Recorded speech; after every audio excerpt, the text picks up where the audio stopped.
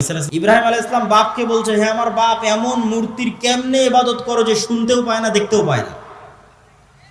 তাহলে আগের যুগের মানুষ যে মূর্তির ইবাদত করতো অথবা এখনো করে, তাদের সাথে কোরআনের যে তর্ক বিতর্ক, ওই তর্ক বিতর্কের মানদণ্ড হচ্ছে তোমরা যেই সমস্ত বাতিল ইলাহের পূজা করো এদের রব হওয়ার ক্ষমতা নাই। রব হওয়ার ক্ষমতা নাই মানে কথা বলার ক্ষমতা নাই, শোনার ক্ষমতা নাই, দেখার ক্ষমতা নাই, সৃষ্টির ক্ষমতা নাই। এরা একটা মাছি বানাতে পারবে না, মশা বানাতে পারবে না। এরা একটা খেজুরের বিচির দানার উপরের যে পাতলা আবরণ থাকে ওটার পর্যন্ত এরা মালিক নয়। তাহলে যে রব নয় ও ইবাদতের যোগ্য কেমনে হয়?